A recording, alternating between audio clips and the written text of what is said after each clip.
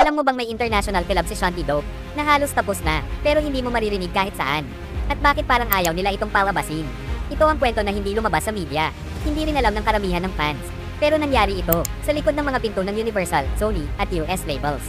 Noong kasagsagan ng pag-angat ni Shanty, may isang Grammy-nominated American artist ang nag-express na gusto siyang makatrabaho. Nagpadala ng beat, nagpadala ng demo, nagpadala ng contract outline, at ang pinaka-wild, fully recorded na yung parts ni Shanty.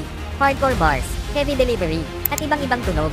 Hindi OPM, hindi local crap, kundi pang global. Pero dumating ang Amats controversy, USDEA, political noise, headlines, misinterpretation, chaos, at biglang nag-shift ang direction ng US label. Risky, sensitive timing, removed from schedule. In short, pinull out ang buong project. Hindi na pinayagan ay release, at ang buong kanta, nakalock sa servers. Hindi malalabas, hindi malilik, hindi madidinig ng kahit sino. Maliban sa less than 20 people na nasa room noong mixing.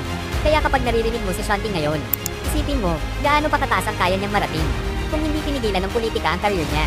At minsan, sa music industry, hindi lang talento ang kailangan mo. Kailangan mo rin makalusot sa mga taong ayaw pang umangat. Follow for more forbidden stories ng Pinoy Rap.